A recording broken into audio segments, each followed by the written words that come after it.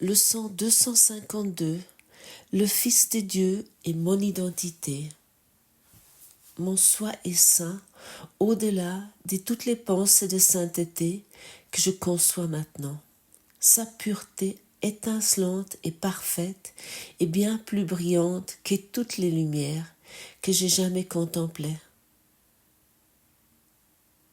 Son amour est illimité, d'une intensité qui tient toute chose en lui, dans le calme d'une certitude tranquille.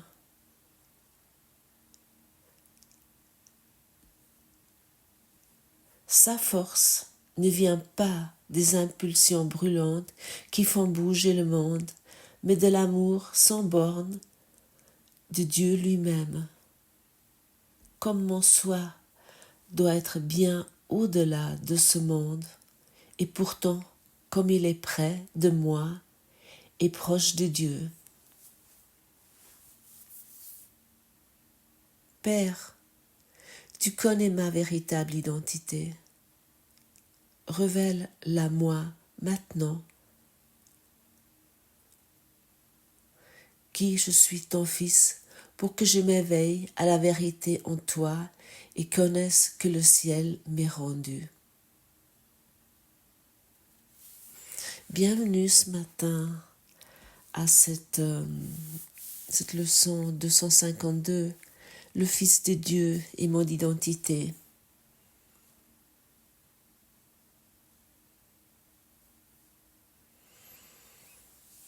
Et nous, avec notre identité, dès la naissance, dès cette naissance physique ici dans ce monde, nous avons une identité, nous avons un nom de famille, en général celui de notre père ou de notre mère. Et lorsque nous nous marions, dans la plupart des pays, maintenant de moins en moins, on prend le nom de son époux, donc du mari, où on le rajoute, où on a un double nom. Et tout ça est marqué sur un passeport, une carte d'identité qui est un bout de papier, un bout de plastique plutôt, qui contient notre identité. Et déjà comme enfant, nous commençons à se dire, oui, à se prendre des rôles qui nous semblent, où nous pensons que nous pouvons tirer un avantage avec ces rôles.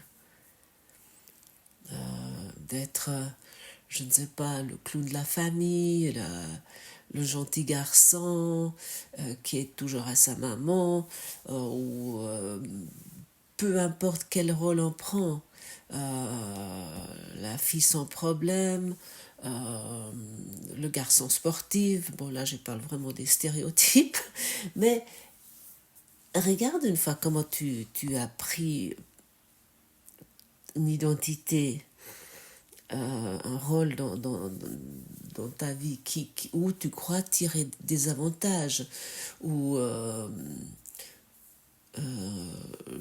le rôle, oui, l'enfant sans problème, l'enfant sans difficulté, ou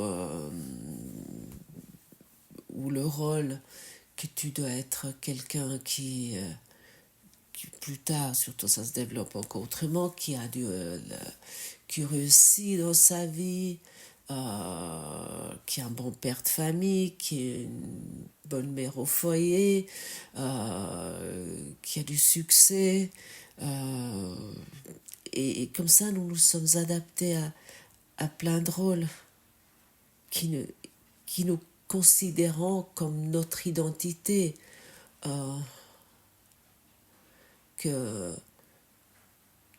Ou nous disons après, ah oui, tu crois que lorsqu'on parle de toi, on dit, ah oui, je me dis, ah oui, Ruth Maria, je crois que je ne sais pas, ma cousine va dire, ah oui, Ruth Maria, oui, elle a bien réussi sa vie. Et je crois que ça, c'est mon identité. Mais c'est qu'un masque. Et, et nous faisons tout ça. Nous prenons ces identités qui, dans ce monde, mais pour cacher quoi? Pour cacher ce que nous sommes véritablement. Et nous pouvons nous poser aujourd'hui une question. Parce que tout cela nous garde dans une culpabilité. Parce que nous savons que nous jouons. Peut-être même, on n'est même plus conscient. Souvent, on n'est pas conscient de ça. On n'est plus conscient. Mais lorsqu'on commence vraiment, oui, parce qu'en général, ça ne fonctionne pas comme du papier à musique. Donc, il y a toujours entre deux euh, des chutes, des couacs dans ces rôles. Il y a des accidents avec ces rôles. Oui, ça fonctionne pas toujours toute la vie jusqu'à la mort, même si nous essayons. Mais pourquoi? Parce qu'on se sent pas bien. En fait, on sait qu'on joue un rôle. On s'est créé une identité à la place de notre véritable identité, qui est l'identité du Fils de Dieu. Et à ce moment-là, nous pouvons nous poser la question aujourd'hui, comment puis-je vivre totalement sans perception du péché? Parce que tous ces rôles, ces identités, ça nous garde, même si c'est très caché, très en filigrane, dans un sentiment de péché, de culpabilité. Bon, tu vas peut-être me dire, mais non, pas du tout. Mais regarde ça peut-être de près. Et pour entrer dans cette perception sans péché, pour entrer dans une telle expérience, il faut une nouvelle forme de communication.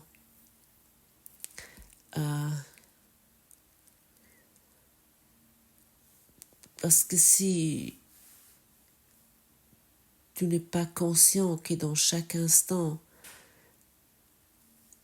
il s'agit simplement de te regarder dans l'amour, de te sentir en sécurité en toi, de te reconnaître en toi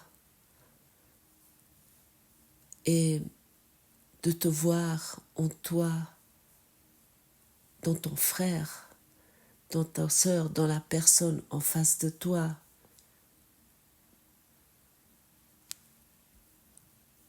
Et si tu n'es pas sûr que ta seule tâche est de donner, d'offrir cet amour, qui le Fils de Dieu ne peut pas faire autre chose en fait. Tu te perds dans des fausses identités, justement. Lorsque tu te perds dans ces fausses identités, tu ne peux pas donner l'amour, tu ne peux pas l'offrir. Et pour cette raison, cette leçon nous rappelle, le Fils de Dieu est mon identité, le Fils de Dieu est ton identité. Et pas ce que je crois être, pas mes histoires, et pas tout ce que je me raconte là sans cesse, qui je suis, mais pas non plus mes blessures et pas mes peurs. Parce que notre vraie identité, à toi et à moi, n'a vraiment rien à voir avec tout ça, avec tous ces rôles, avec tous ces soucis, avec tous ces conflits, avec toutes ces histoires. Et pour vraiment expérimenter ça, nous devons expérimenter la compassion, mais la compassion souvent est très mal interprétée. La compassion veut dire c'est de ressentir qu'un autre est avec moi, de sentir que je fais partie de tout ce qui est, vraiment sens que tu fais partie de tout ce qui est. Oui, tout ce qui est autour de toi, c'est toi. Tout ce qui t'entoure fait partie de toi. Et dans ce cours, Jésus nous dit, rien ne peut t'arriver que tu n'ailles pas demandé. Oui, même dans ce monde ici, dans cette projection, c'est toi qui tiens ton destin entre tes mains. Tout ce qui survient, tout ce qui t'arrive, d'une certaine manière, tu l'as demandé. Peut-être pas ce que je dis là, mais si tu es vraiment honnête, hein, tout est dans ton esprit, ça ne peut pas être ailleurs. Parce que tu es un esprit, même ici, avec ce corps, avec cette identité, mais ton véritable soi est un esprit. Et utilisé avec le système de pensée égotique, tu projettes aussi. Tu projettes. Avec Dieu, tu crées. C'est ça la différence. Alors,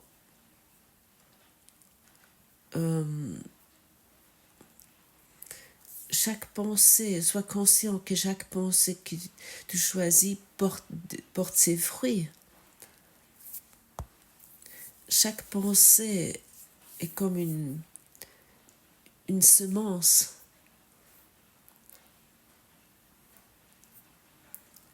Et si tu sèmes des pensées de peur ou de petitesse ou tout ce que tu penses, tout ce que tu sèmes avec tes pensées, à ce moment-là de conflit, de compétition, de comparaison, à ce moment-là, tu ne peux pas récolter la paix.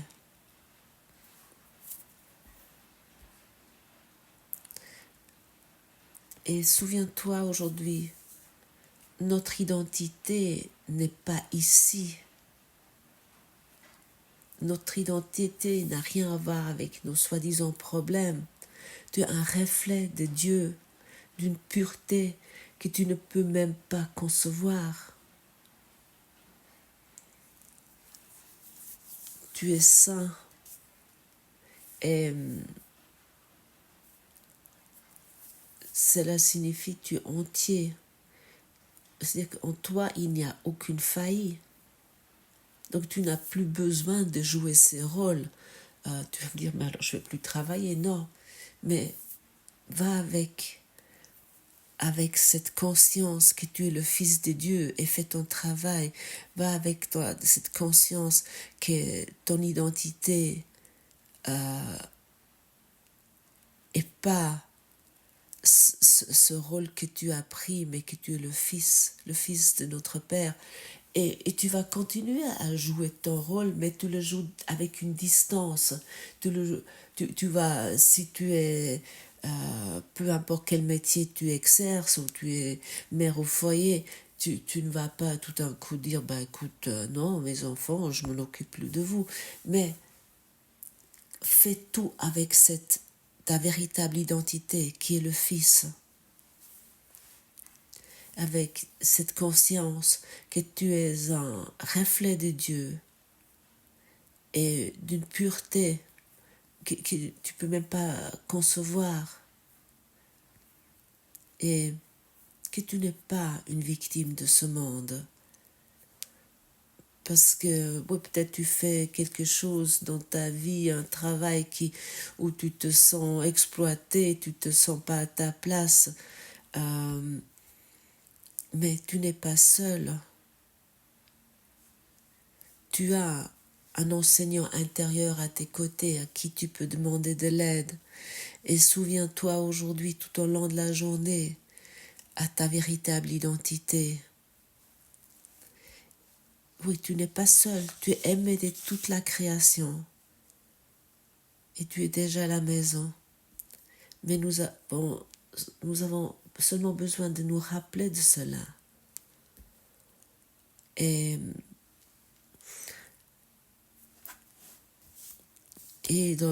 j'aimerais encore revenir sur ce texte, sur ce nouveau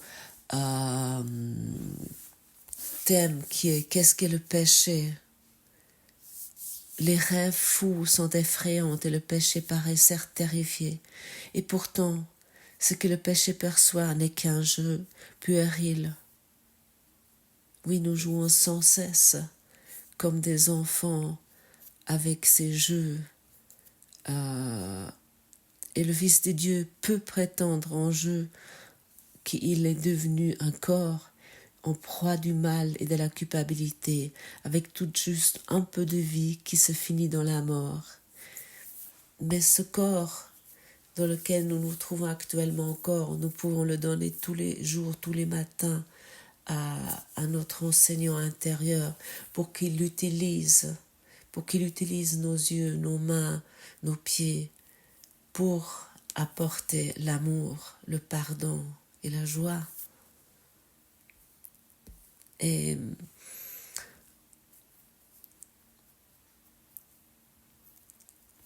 combien de fois nous nous sentons pas en sécurité, nous sentons menacés, mais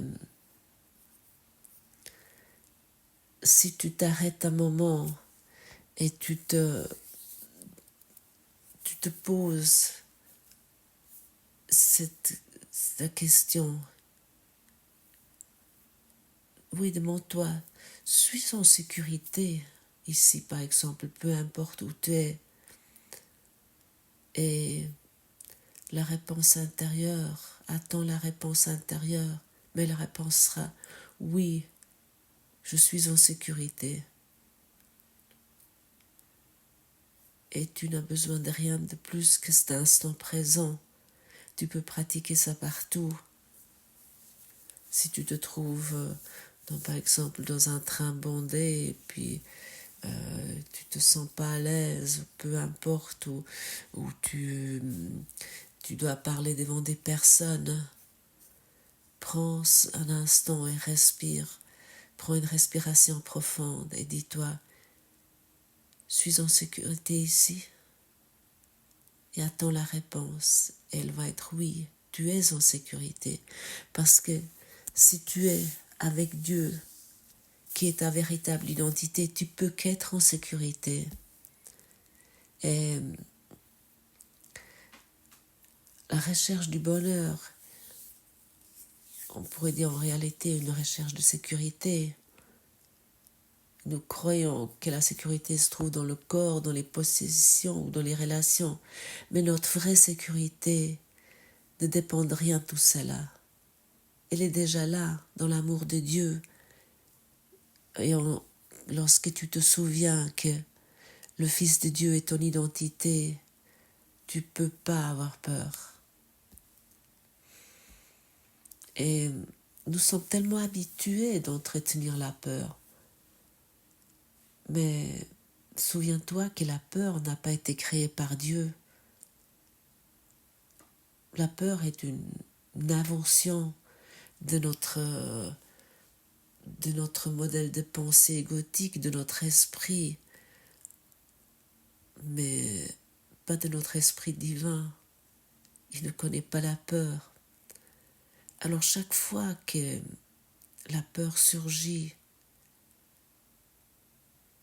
je dis simplement « Stop, je choisis la paix de Dieu » ou « Stop, je choisis l'amour » ou « Stop, je choisis de me souvenir que je suis le Fils de Dieu ». Et tu n'as pas besoin de faire des longues visualisations et tu n'as pas besoin de sentir quelque chose de spécial lorsque tu pratiques ça. Dis simplement ces mots et tu verras leur puissance. Et rappelons-nous, toi et moi aujourd'hui, encore et encore, le Fils de Dieu est mon identité. Et au-delà de toutes tes pensées, au-delà de toutes tes images, tu es déjà ce soi saint. Au-delà de tous ces rôles que tu as inventés, tu es déjà immaculé. Au-delà que tu te racontes, je dois être une épouse parfaite ou un mari parfait, ou un père parfait ou une mère parfaite. Tu es déjà parfait. Tu es proche de Dieu. Et ça, c'est ta seule vérité. Et c'est là est ton repos et tu peux arrêter de t'agiter pour devenir encore plus fort, plus parfaite, ou je ne sais pas ce que tu racontes. Parce que tu es le Fils de Dieu. C'est ton identité. Merci d'avoir partagé ce moment avec moi. Et souvenons-nous aujourd'hui ensemble que le Fils de Dieu est notre identité. Parce que l'amour ne fait pas de différence. L'amour ne juge pas. Elle est toujours pareille. Même si elle semble nous apparaître de formes différentes, mais d'aspects différents, mais elle est toujours pareille. Je vous propose un meeting Zoom le 16 septembre, c'est pour partager 1 heure ensemble sur le thème du corps. Je n'ai pas le titre exactement dans la tête, mais c'est écrit sous ce podcast. À demain, prenez soin de votre esprit.